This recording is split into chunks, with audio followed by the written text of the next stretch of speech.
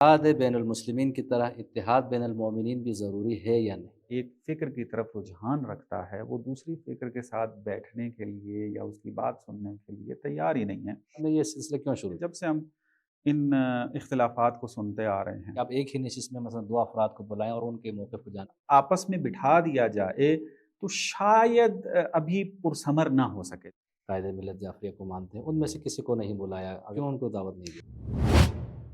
इनकलाबी platform है लेकिन आपस में जो है वो दस्तो गिरेबाँ हुए हुए। पर मेरी एक तनक़ीद हाँ, है, वो आगा मैं माज़रत चाहता हूँ, बुनियादी मौज़ूआत इन पे जो है ना गुफ्तगू क्यों नहीं होती? का मैंने विलायत फ़क़ीह के ऊपर लाइव प्रोग्राम किए हैं। जिस प्लेटफ़ॉर्म से आप वाबस्ता है, उसकी आप हर बात की तायद करते हैं। उसकी वजह ये है कि इंसान को आज़ाद ख़ल्क़ किया है। मैं इससे ज़रा इख्तिलाफ़ करूँगा। हमारे पास इस वक़्त जो है मुख्तलिफ़ मशरब मौजूद हैं। एक मशरब जो है वो जनाब उस्ताद सैयद जवाद नक़वी का है। 77 फ़िरक़े हैं। 73 से ये बुज़ुर्गान जो है मसलन कोई देवबंदी के साथ जी, जी, बैठता जी। है, कोई बैठना च जी, बिल्कुल, बरेलवियों मैं के वही साथ अर्ज़ कर रहा बैठना हूँ। मैं चाहता है। अर्ज़ यही कर रहा हूँ कि आप तो देखें अगर साल में 1-2 दफ़ा बैठ के चाय ही पी लें।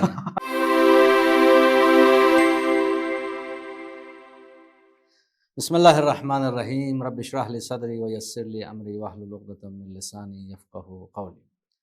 नाज़रीन मोहतरम, हफ़्ता-ए वहदत के अय्याम चल रहे हैं। इस अहम मौज़ू पे बात करने के लिए हमारे साथ मौजूद हैं उस्ताद हौज़ा अल्लामा ज़ाहिर अब्बास ज़ैदी साहब। हम आपको खुशामदीद कहते हैं। अस्सलामु अलैकुम व रहमतुल्लाहि व बरकातहू। वालेकुम सलाम व रहमतुल्लाह। बहुत शुक्रिया। हफ़्ता-ए वहदत की जब भी बात होती है तो आम तौर पर जो ज़हन में बात आती है कि शिया-सुन्नी वहदत। इसमें शक नहीं है इत्तेहाद बैनुल-मुस्लिमीन बहुत ज़रूरी है। इमाम ख़ुमैनी रहमतुल्लाह अलैह ने, दीगर बुज़ुर्गान दीन ने बहुत ज़्यादा ताकीद की है। लेकिन सवाल ये पैदा होता है कि इत्तेहाद बैनुल-मुस्लिमीन की तरह इत्तेहाद बैनुल-मोमिनीन भी ज़रूरी है या नहीं? जी, जी। अऊज़ु बिल्लाहि मिनश शैतानिर रजीम। बिस्मिल्लाहिर रहमानिर रहीम। अल्हम्दुलिल्लाहि रब्बिल आलमीन। खूब बड़ा अहम सवाल आपने किया है मेरे ख़्याल में। बहुत ही ज़्यादा अ, मुआशरे के जो हालात चल रहे हैं पाकिस्तान के, उसके मुताबिक भी है कि इसके ऊपर गुफ्तगू की जाए। हफ़्ता वहदत जो है, इसको अहमियत इस वजह से हासिल है कि दुश्मन जो है वो शिया और सुन्नी के दरमियान तफ़रक़ा डालकर अपनी इस्तेमारियत को बाकी रखना चाहता था और तफ़रक़ा डालकर अपनी हुकूमत को बरकरार रखना और मुल्कों के ऊपर कब्ज़े करना और उनकी आप यूँ कह लें कि हर फ़ैसले के अंदर मुदाख़लत करना, ये उनका बुनियादी हदफ़ था। इमाम ख़ुमैनी ने इस जो है वो हरबे को भांपते हुए हफ़्ता वहदत का ऐलान किया ताकि आहिस्ता-आहिस्ता इन 2 बड़े जो ग्रोह हैं इस्लाम के तहत, उनके दरमियान ग़लतफ़हमियाँ दूर हों, दूरियाँ जो हैं वो कम हों और एक दूसरे के अक़ाइद को समझने के जो हैं वो ज़मीना और उसके मुक़द्दिमात फ़राहम हों। इस तरीके से ये सारा काम किया। तो अब हम जब पाकिस्तान के मुआशरे में देखते हैं तो वहाँ अब अफ़रा-तफ़री का एक ऐसा आलम बना हुआ है कि जो एक मिज़ाज जिसका बन चुका है या एक फ़िक्र की तरफ रुझान रखता है, वो दूसरी फ़िक्र के साथ बैठने के लिए या उसकी बात सुनने के लिए तैयार ही नहीं है। सही। तो आपस में इतना ज़्यादा इख्तिलाफ़ हो गया, तो मैं समझता हूँ कि हमें यही कदम के जो इमाम ख़ुमैनी रहमतुल्लाह अलैह ने उम्मत के अंदर क़ुर्बतें पैदा करने के लिए हफ़्ता वहदत का ऐलान किया और फिर उसको बड़ी ज़ोर और शोर और शद्दो-मद के साथ जो है वो मनाया जाता है और ज़रूरत भी है इस अम्र की। मेरा ख़्याल में इसी हफ़्ता वहदत के अंदर फिर एक शिआर जो दिया जाना चाहिए वो इत्तेहाद बैनुल मोमिनीन का भी है। तो बहरहाल ये एक बेहतरीन आपने जो है मौज़ू का इंतख़ाब किया इस हफ़्ता वहदत के अंदर कि हम इसके ऊपर जो है वो गुफ्तगू करें। तो देखिए सोशल मीडिया पे जो मौज़ूआत हैं जिन पर आम तौर पर हम देखते हैं मोमिनीन के दरमियान में इख्तिलाफ़ है, एक दूसरे के खिलाफ पोस्ट वगैरह करते हैं। आपके एक प्रोग्राम मैंने देखा कि जिसमें आप मुख्तलिफ़ यानी तफक्कुर के हामिल अफ़राद को बुलाते हैं और उनके नज़रियात को जानने की जो है वो कोशिश करते हैं। तो बहरहाल एक अच्छा कदम है। तो पहला सवाल तो ये है कि आपने ये सिलसिला क्यों शुरू किया? जी, जी, असल में यही चीज़ है। काफ़ी अरसे से जब से हम इन इख्तिलाफ़ात को सुनते आ रहे हैं। पहले जब बचपन में थे तो आईएसओ और तहरीक का इख्तिलाफ़ सुनने में मिलता था। सही। फिर जैसे-जैसे बड़े होते गए तो वहाँ पर फिर MWM اور تحریک کا اختلاف سامنے آیا، پھر کچھ عرصے کے بعد جو ہے وہ سید جواد اور MWM کا اختلاف سامنے آ گیا. یعنی جیسے جیسے جو ہے زمانہ گزرتا جا رہا ہے اختلاف بڑھتا ہی جا رہا ہے. مثلا اب کوئی بھی ایک نئی تنظیم اصلاح کے لیے بنتی ہے اور ضرورت بھی ہوتی ہے بنے، واقعاً ہر بندہ مختلف مزاج رکھتا ہے. اگر مختلف مزاج کے ساتھ اپنے اپنے تئیں جو ہے وہ اگر ملت کی خدمت کی جائے تو بہت فائدہ ہوتا ہے. لیکن اختلاف جو مزاج کا ہے، فکری جو اختلاف پایا جاتا ہے، رجحانات بعض نظریات کی طرف جو پائے جاتے ہیں، وہ دشمنیوں میں بدلتے ہوئے نظر آ رہے ہیں. یعنی واقعاً ایسا ہے، اپنی زندگیوں میں دیکھا ہے اس بات کو کہ اگر میرا اختلاف رہا تو ان کی محفلوں میں نہ جانا، بڑے جو ہیں ان تنظیموں کے یا ان تحریکوں کے وہ منع کرتے کہ مثلا آپ کیوں گئے وہاں پر، بعض خاص کرنی مثلا اس طریقے کا. تو ایک دوریاں بڑی عجیب قسم کی جو ہیں وہ بچپن سے ہی دیکھتے آ رہے ہیں. اس مدرسہ لائف کے اندر بھی دیکھی، پھر قم المقدس میں آ کے بھی دیکھی، وہ سارے مسائل تھے. یہ بہرحال اپنے اندر پھر سوالات اٹھنے اور پھر دوستوں کے ساتھ بزرگوں کے ساتھ ڈسکس بھی کرنا کہ اس کا کیا رائے حل نکالا جائے، تو کوئی بھی نتیجہ خیز جو ہے وہ نشست نہ ہو پاتی تھی. میں پھر کچھ دن پہلے یا کچھ عرصہ پہلے جو ہے وہ یہی سوچ رہا تھا کہ بعض اوقات ہم سنجیدہ افراد سے ملتے ہیں، مختلف تنظیموں اور تحریکوں کے افراد سے، تو بڑی اچھی گفتگو ہو جاتی ہے. ایک دوسرے کی غلطیوں کو مان رہے ہوتے ہیں، اپنی خطاؤں کا اقرار کر رہے ہوتے ہیں. بہرحال بہت اچھی گفتگو رہتی تھی. تو میں نے کہا کیوں نہ یہ والی باتیں کہ جو ہم سنجیدہ افراد کے ساتھ کرتے ہیں، جس میں جو ہے وہ غلط فہمیاں دور ہو رہی ہوتی ہیں، اور ممکن ہے کہ اگر یہ بات جو ہے عمومی پلیٹ فارم پہ کی جائے تو بہت سارے غلط فہمیاں دور ہو جائیں، قربتیں بڑھ جائیں. میں نے اقدام شروع کر دیا کہ مثلا یہی باتیں کہ جو ہم سنجیدہ لوگوں کے ساتھ آف ریکارڈ باتیں کرتے ہیں، اس کو ہم آن لائن کے اوپر لے کر آ جائیں. وہی باتیں جو ہیں، تاکہ ایک سنجیدگی کا ماحول بنے، اختلاف کرنے کے آداب جو ہیں وہ ہم دکھا سکیں کہ مختلف فکر رکھنے والے افراد ایک پلیٹ فارم پہ بیٹھ سکتے ہیں، اپنے دلائل کو غیر سنجیدہ نہ ہوتے ہوئے سنجیدگی کے ساتھ اور بڑے مؤدبانہ انداز میں دلائل کا رد و بدل کر سکتے ہیں. نظریات کو منوانا جو ہے وہ ہنر نہیں ہے، بلکہ اختلاف کے ساتھ ایک دوسرے کے قربتوں کے اندر رہ کر زندگی گزارنا یہ اصل ہنر ہے. لیکن آپ کا پروگرام میں نے دیکھا کہ اس میں آپ الگ الگ سے نشست کر رہے ہیں. جی. مثلا فرض کریں آغا سید جواد کا حامی ہے، آپ ان کے ساتھ بھی نشست کریں. ایک فرض کریں راجہ ناصر صاحب کا حامی، ان کے ساتھ نشست کر رہے ہیں. تو کیا ایک آئیڈیل صورتحال یہ نہیں ہے کہ آپ ایک ہی نشست میں مثلا 2 افراد کو بلائیں اور ان کے موقف کو جاننے کی کوشش کریں؟ تو اس سے علمی استفادہ زیادہ نہیں ہوگا؟ یہ آئیڈیل سچویشن ہے. میرا ارادہ بھی یہی تھا اور ہے بھی کہ مثلا 2 افراد بیٹھیں، میں بیچ میں ایک ماڈریٹر کی حیثیت سے بیٹھوں، تاکہ اگر خدا نخواستہ اگر کہیں پر بد نظمی پھیلنے لگ جائے تو اس کو بھی کنٹرول کیا جائے، اور میں خود بھی جو بعض عوام کی طرف سے سوالات رکھتا ہوں یا میرے اندر بھی بعض سوالات پائے جاتے ہیں تو ان کے درمیان میں رکھوں سوالات اور آپس میں یہ ڈسکشن کریں.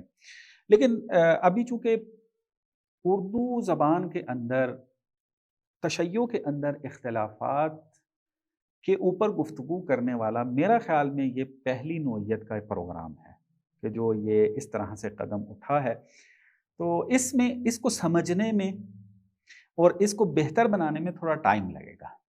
تو احساس یہ ہو رہا تھا کہ اگر آپس میں بٹھا دیا جائے تو شاید ابھی پرثمر نہ ہو سکے جو ہم نتیجہ اخذ کرنا چاہتے ہیں. ابھی یہ ہے کہ تنہا ایک بندہ بیٹھا ہوگا نا تو اس کے پاس ابھی وسیع ٹائم ہے، وہ ابھی اپنی بات کرے، جو اختلاف کیا گیا ان کے ساتھ، جو نظریات ان کی طرف نسبت دی گئے ہیں ان کی پہلے وضاحت کر دے، جو توجیحات معقول ہیں اس کو بیان کر دے، پھر اس کے اوپر دوسرے فرد کو دعوت دی جائے، وہ پھر کھل کے اپنے ٹائم پر بات کرے. کیونکہ جب 2 بندے بیٹھتے ہیں نا تو اتنا ٹائم نہیں ہوتا ہے، وہاں پر بالآخر ایک دوسرے کی بات کا جواب بھی دینا ہوتا ہے، اور بعض اوقات وقت جو ہے وہ کم رہ جاتا ہے اور بات پوری نہیں ہو پاتی. تو میں نے پھر یہی سوچا کہ کوشش یہ کرتے ہیں کہ ہم پہلے پروگرام میں ایک فرد کو جو ہے بلاتے ہیں وہ جب ایک فضا بن جائے گی، عوام کا تاثر بھی جو ہے وہ بن جائے گا کہ ایک علمی پلیٹ فارم ہے. یعنی ابھی تو آپ دیکھیں بعض افراد کی طرف سے تو ابھی تہمتوں کا سلسلہ جو ہے وہ شروع ہو گیا، جو ہماری ایک مزاج میں تقریباً شامل ہو گیا کہ جیسے ہی تھوڑا سا کوئی اختلافی بات یا ہٹ کر بات ہو جائے تو فوراً جج کرنا شروع ہو جائیں گے، یہ فلانے کا لانچ کیا ہوا ہے، یہ فلانے سے مربوط ہے، یہ فلانا کام کرنے کے لیے آ رہا ہے. تو ابھی میرا خیال میں کچھ پروگرام اگر دوست ہمارے سنجیدہ جو دوست ہیں وہ اگر ساتھ دے دیں. لیکن اس میں آپ دیکھیں کہ آپ نے ابھی تک یعنی جو تحریک کے پلیٹ فارم سے جو افراد وابستہ ہیں، جو قائد ملت جعفریہ کو مانتے ہیں، ان میں سے کسی کو نہیں بلایا. اگر آپ ان کو بلائیں تو میں سمجھتا ہوں کہ زیادہ لوگ استفادہ کریں گے. ان کے بھی بہرحال ان کی خدمات بھی ہیں اور ان کے اوپر بہت سارے افراد اعتراض بھی کرتے ہیں. تو کوئی ایسا بندہ جو علمی طور پر ان کے موقف کو پیش کر سکے تو کیوں ان کو دعوت نہیں دیا؟ جی جی بالکل. اب دیکھیں میرا یہ پروگرام جو ہے ابھی شاید میرے خیال میں 3 پروگرام ابھی ہوئے ہیں، چونکہ ابھی جو زندہ موضوع چل رہا تھا وہ کیا تھا، خود سید جواد استاد سید جواد جو ہیں حفظہ اللہ، ان کے اوپر جو بعض اعتراضات ہوتے ہیں یا ان کی بعض گفتگو کے اوپر ہوتے ہیں کہ مثلا انہوں نے یہ کیوں کہہ دیا، وہ کیوں کہہ دیا، یہ مثال کیوں دے دی، اور پھر رد و بدل جو ہو رہا ہوتا ہے باتوں کا وہ زیادہ انہی کی طرف سے ہے. مثلا جو سید جواد انقلابی دوست ہیں، انقلابی بزرگ ہیں، انقلابی پلیٹ فارم ہے، لیکن آپس میں جو ہے وہ دست و گریباں ہوئے ہیں فقط اس بات کے اوپر کہ یہ کیوں کہا گیا ہے. اچھا بعض جگہ پر اعتراض وارد بھی ہیں ایک دوسرے کے اوپر، یعنی MWM کی طرف سے بھی بعض ایسی باتیں کی گئی ہیں کہ جو قابل مواخذہ ہیں. استاد سید جواد کے پلیٹ فارم جو ان کے ساتھ وابستہ پلیٹ فارم ہیں، خود سید جواد کی تقاریر بھی ہیں، ان کے اندر بھی بعض ایسی باتیں ہو جاتی ہیں کہ جو سوالات اٹھاتی ہیں. بالآخر سوال اٹھتا ہے تو اس کا جواب بھی ذمہ دار افراد جو ہیں وہ دیں. تو یہ ابھی اس کے اوپر زیادہ ماحول گرم رہتا ہے سوشل میڈیا کے اوپر. تو میں نے پھر کہا کہ یہ پہلے اس کے اوپر، چونکہ یہ کافی حد تک قریب بھی ہیں، اپنے آپ کو انقلابی کہتے ہیں، وہ بھی کہتے ہیں میں رہبر معظم کو اپنا رہبر مانتا ہوں، یہ بھی کہتے ہیں میں رہبر معظم کو اپنا جو ہے وہ پیشوا مانتا ہوں، رہبر مانتا ہوں، حرف آخر مانتا ہوں. ان کو ولایت فقیہ کے اوپر ان کا جو ہے وہ کوئی اختلاف نہیں پایا جاتا. یہ بھی کہتے ہیں نظام ولایت فقیہ آئیڈیل نظام ہے، وہ بھی کہتے ہیں نظام ولایت فقیہ آئیڈیل نظام ہے. یہ بھی چاہتا ہے کہ کوشش ہو ہماری کہ ہم معاشرے کو ولایت فقیہ کے نظام کی قبولیت کی طرف لے کر جائیں. یہ بھی قائل ہے اسی بات کا، لیکن جزئیات کے اندر جا کر اختلاف ہو جاتا ہے. تو وہ اختلاف آہستہ آہستہ جو ہے وہ دشمنی، اناد، نفرتوں کی طرف جو ہے وہ چل نکلا، کہ جو میرے خیال میں برا لگ رہا تھا. اور میں نے آپ یوں واقعی دل سے عرض کر رہا ہوں، تقریباً 2001 میں مدرسے میں آیا تھا اور آج 2025 جو ہے وہ ختم ہونے والا ہے. تقریباً 24 سال یا 25 سال کا عرصہ بنتا ہے. اپنی ذمہ داری کا احساس بنتا ہے کہ دینی علوم اتنے پڑھے ہیں اور پھر اتنا امام کی بارگاہ میں رہے، بی بی کی بارگاہ میں رہے، تو اپنی ذمہ داری ادا کی جائے. تو میں نے سمجھا کہ یہ پلیٹ فارم خالی ہے، اس خلا کو پر کرنا چاہیے. میں نے لیکن اس پر میری ایک تنقید ہاں ہے. وہ آغا میں معذرت چاہتا ہوں، یہ والی فضا جو ہے بنی ہوئی تھی، تو میں نے اس کو فوکس کیا ابھی. تو تحریک کا پلیٹ فارم بھی حتماً، میں کوشش میری پوری یہی ہے کہ اتحاد بین المومنین کے اندر ہمارے فقط اس طرح کے انقلابی دوست تو نہیں آتے ہیں، تحریک والے بھی بہت سارے افراد انقلابی ہیں، ولایت فقیہ کو مانتے ہیں. ہاں بعض ان کے نظریاتی اختلافات موجود ہیں کہ وہ ڈسکس ہونے کے قابل ہیں، کہ انشاءاللہ کوشش ہے کہ یہ آہستہ آہستہ پروگرام جو ہے وہ اسی طرف ہی جائے کہ ہمارے تمام جو اختلافات رکھنے والے افراد پلیٹ فارم موجود ہیں، ان کے سنجیدہ افراد آ کر اپنی اپنی رائے کا اظہار کریں اور ایک دوسرے کے ساتھ افہام و تفہیم والی نشستوں کا جو ہے وہ اجرا کرنا جو ہے وہ شروع کریں. انشاءاللہ خدا نے اگر توفیق دی تو شاید خدا مدد کرے گا اور کامیاب ہو یہ والا پروگرام، تو ایک اچھے نتائج نکل سکتے ہیں. یہ تو سوال یہ پیدا ہوتا ہے کہ عام طور پر آپ دیکھیں مثلا جہاں بھی ہم بیٹھتے ہیں بعض اوقات شخصیات کے اوپر گفتگو ہوتی ہے کہ اس نے یہ کیوں کہا، کوئی اس کی تائید کر رہا ہوتا ہے، کوئی اس کا رد کر رہا ہوتا ہے. تو اس سے بہتر نہیں ہے کہ کچھ ایسے بہت سے مفید علمی موضوعات ہیں کہ حوزہ علمی میں جو افراد ان کو چاہتے ان موضوعات پہ کام کریں. جی جی تو ان میں سے افراد اہل علم افراد کو بلائیں کہ جس سے تاکہ لوگ استفادہ کر سکیں. فرض کریں مثلا عرفان ہے ایک مسئلہ ہے، یا خود ولایت فقیہ ہے، پاکستان میں ولایت فقیہ کی عملی شکل کیا ہوگی. تو یہ ایسے موضوعات ہیں، بنیادی موضوعات، ان پہ جو ہے نا گفتگو کیوں نہیں ہے؟ اصل میں یہ بڑا اچھا سوال پوچھا، ایک درد دل بھی کرنا چاہوں گا آپ کے سوال کے اندر.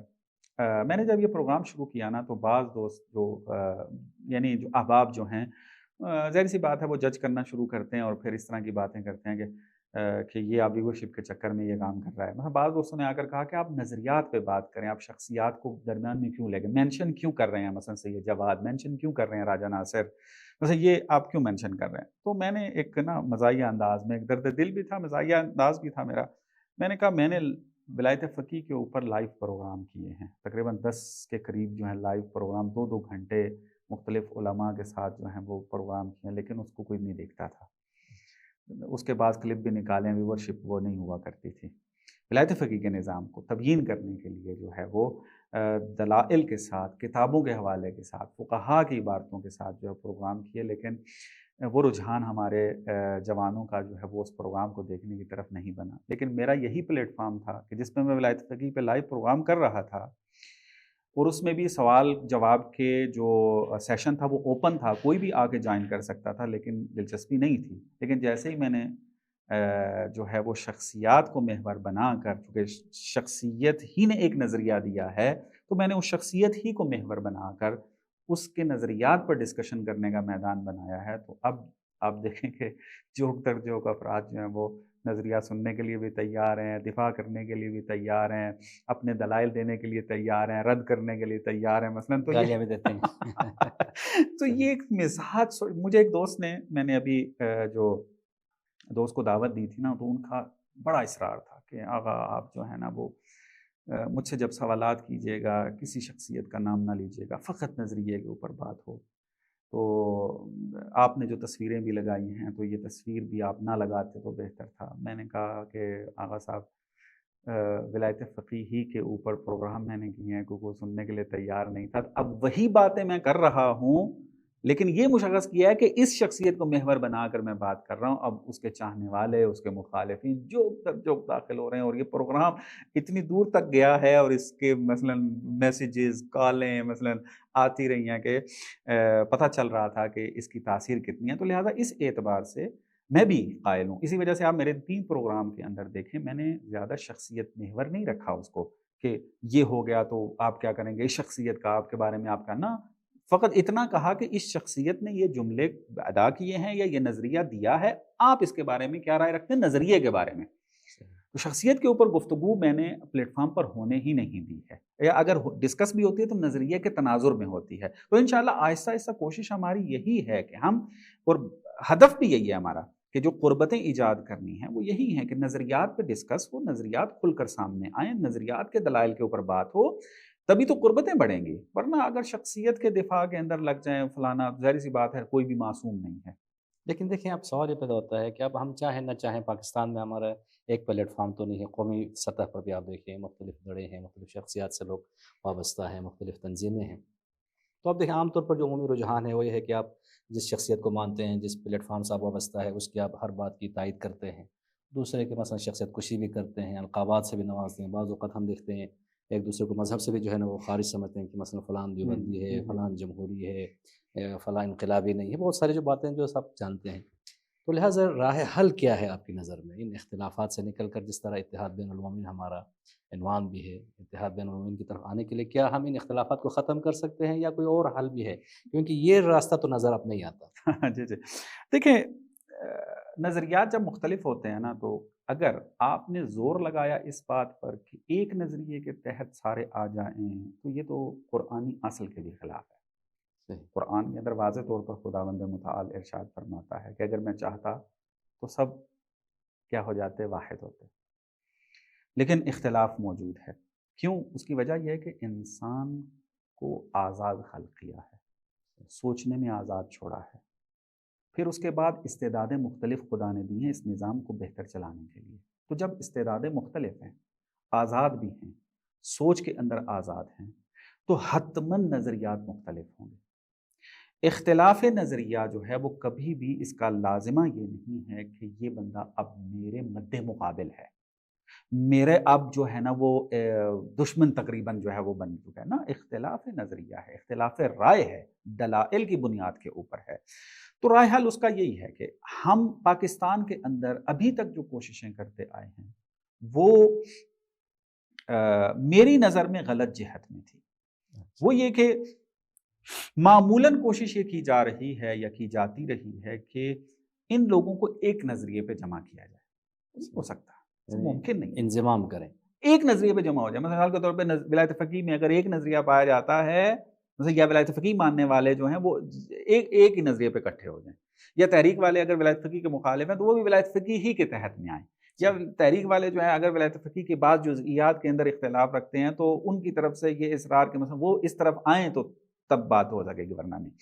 تو ایک چھتری یا ایک نظریے کے تحت جمع کرنے پر زیادہ زور لگتا ہے، جس کی وجہ سے انرجیاں خارج ہوتی ہیں، نتیجہ نہیں نکل پاتا. اور دوسرا جو انرجیاں ہماری خارج ہوتی ہیں وہ اس پر ہوتی ہیں کہ ہم بالآخر بزرگوار ہیں، یہ اپنی رائے رکھتے ہیں، ابھی ہم غلط ہیں یا صحیح ہیں اس پہ بحث نہیں کر رہے ہیں. ہمارے پاس اس وقت جو ہے مختلف مشرب موجود ہیں. ایک مشرب جو ہے وہ جناب استاد سید جواد نقوی کا ہے، ایک مشرب جو ہے وہ چل رہا ہے جناب راجہ ناصر صاحب کا ہے، اور ایک جو ہے وہ جناب سید ساجد علی نقوی قائد محترم کا ہے.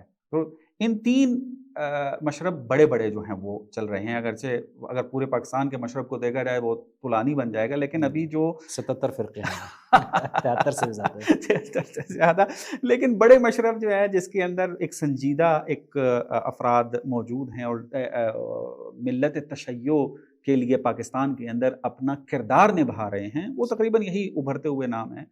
اب وہ کہتے ہیں کہ ہم زیادہ ٹائم کس پہ ضائع کرتے ہیں کہ یہ تینوں اکٹھے کیوں نہیں بیٹھتے، یہ تینوں جو ہیں وہ ایک پالیسی کیوں نہیں بناتے، یہ تینوں فلانا. ٹھیک، مثلا ایک میں نام بھی بلکہ لیتا ہوں، مجھے یہ بات جو ہے نا بڑی پسند آئی ان کی، یعنی دل کی بات تھی، انہوں نے بات کی تو بہت اچھی بھی لگی. مرتضیٰ زیدی صاحب کے کراچی کے ایک نامور شخصیت ہیں، یہ آئی ایس او کے ایک پروگرام میں تقریر کر رہے تھے اور سوال جواب کا سیشن شروع ہوا. وہاں پر انہوں نے، ظاہر سی بات ہے جب بھی آپ کوئی پروگرام رکھیں تو ہمارے جوان اکثر یہ سوال کرتے ہیں کہ دیکھیں جی اختلاف چل رہا ہے، سید جواد کچھ کہہ رہے ہیں، راجہ صاحب کچھ کہہ رہے ہیں، سعید نقوی صاحب کچھ کہہ رہے ہیں، اب یہ کیسے اس کو حل کریں. انہوں نے کہا کہ کیا آپ کے اندر یہ صلاحیت ہے کہ آپ ان تینوں کو ایک پلیٹ فارم پہ بٹھا دو؟ انہوں نے کہا نہیں.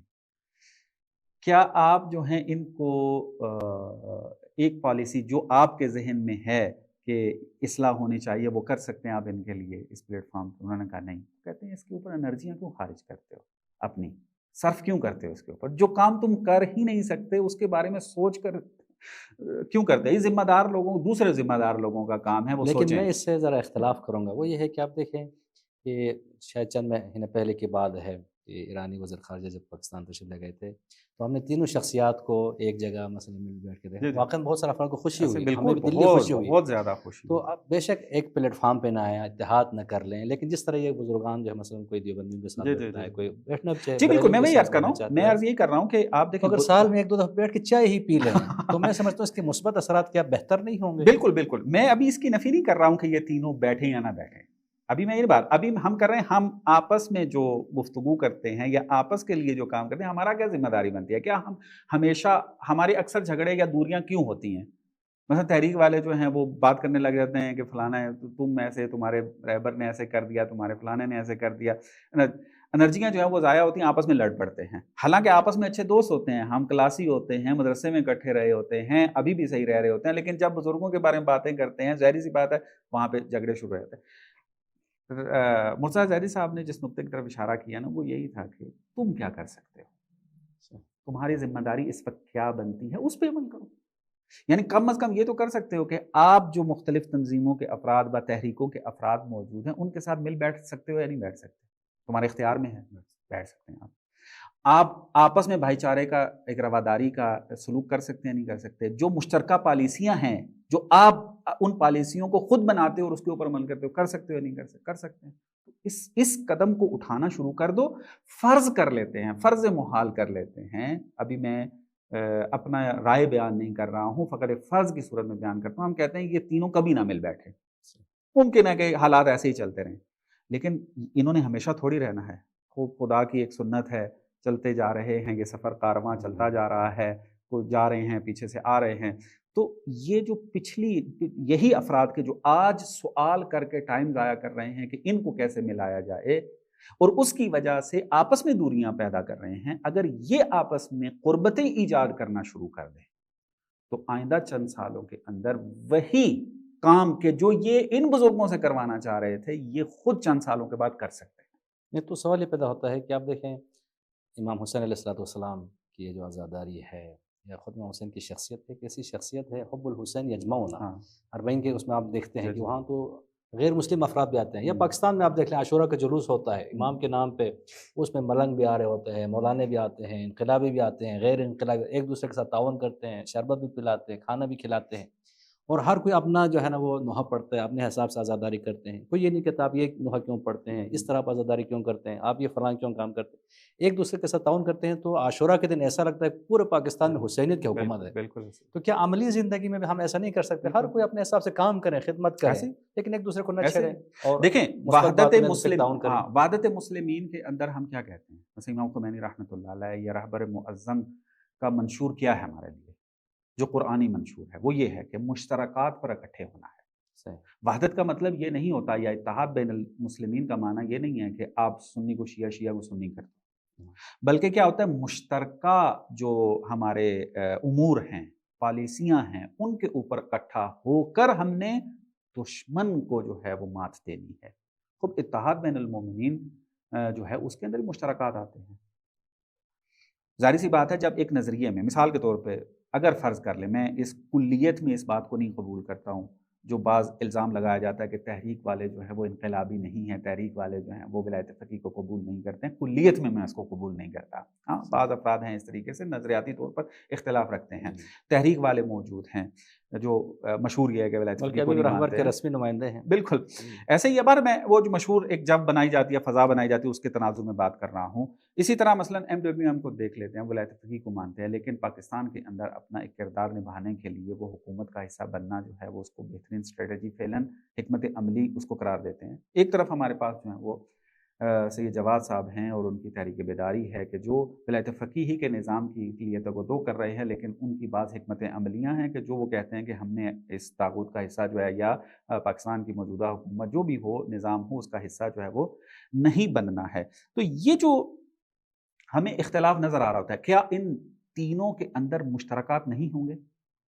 موجود ہیں مشترکات، بہت سارے مشترکات موجود ہیں۔ مثال کے طور پر ممبر ایک مشترکہ چیز ہے ہمارے لیے۔ ممبر اس وقت جو ہے وہ کیا ہے؟ وہ اس وقت نااہل لوگوں کے ہاتھوں میں بھی ہے، اور چاہے یہ کوئی بھی بندہ ہو، تحریک والے ہوں، MWM والے ہوں، سید جواد والے ہوں، جتنے بھی ہوں، یہ سارے اس بات پر متفق ہے کہ ممبر کی اصلاح ہونی چاہیے۔ یہ ایک مشترکہ نقطہ ہے، اس پہ مل بیٹھ کے کام کر سکتے ہیں ہم اس میں۔ یا مثلا مساجد کو احیا کرنا، مساجد کی بہتری کے لیے جو امام جماعت ہیں ان کی بہتری کے لیے تبلیغ کا جو ایک مرکز ہے، اس مرکز کو بہتر بنانے کے لیے مشترکہ ایک مشترکہ نقطہ ہے۔ جو بھی تبلیغ کے لیے کام کرنا چاہتا ہے، جو بھی امت مسلمہ کے لیے کام کرنا چاہتا ہے، ملت تشیع کے لیے کام کرنا چاہتا ہے، مسجد اس کے پلاننگ کے اندر شامل ہوتی ہے۔ یا سیکورٹی ایشوز ہیں، سیکورٹی ایشوز ہیں مثلا اس کے اندر بہت سارے اس طرح۔ یونیورسٹیز کے جوانوں کے لیے دینداری کے پروگرام ارینج کرنا جو ہے وہ تینوں کے اندر ہے۔ مثلا آپ تحریک میں دیکھیں GSO بنی ہوئی ہے، انقلابیوں کے اندر مثلا جو ہے وہ ISO بنی ہوئی ہے، MWM نے جو ہے وہ یوتھ جو ہے اپنا میرے خیال میں اس طرح کا نام انہوں نے بنایا ہوا، معذرت چاہتا ہوں مجھے ذہن میں نہیں ہے، وحدت یوتھ جو ہے یہ بنائی ہے۔ اور جو ہے سید جواد صاحب کی طرف سے کیا ہے، تحریک بیداری کے نام سے جوانوں، سب جوانوں کے اوپر کام کر رہے ہیں، یونیورسٹیز کے اندر مختلف پروگرام کرنے کی سعی رکھتے ہیں، اور ان کے جا کے نصاب دیکھیں، جا کر 90% ان کا نصاب ایک جیسا ہوتا ہے۔ یہ مشترکات ہیں، اس پہ اکٹھا ہو سکتے ہیں ہم۔ ہاں بعض جگہ پہ جو اختلاف ہوتا ہے وہ اختلاف رہ کر آپ اس کے اوپر کام کر سکتے ہیں۔ تو لہٰذا خلاصہ آپ کے سوال کا یہی بنتا ہے کہ ہم حکمت عملی کیا اپنا سکتے ہیں؟ حکمت عملی یہ اپنا سکتے ہیں کہ میں نوازش بھائی کے ساتھ بیٹھ سکتا ہوں، ان کے ساتھ پیار محبت سے اپنے نظریات کو ڈسکس کر سکتا ہوں، اور جہاں پر غلط فہمیاں ہیں اس کو دور کر سکتا ہوں، مشترکات کے اوپر ہم مل کر پالیسی بنا سکتے ہیں۔ یہ میرے ہاتھ میں ہے اور یہ میں کرنے کے لیے تیار ہوں،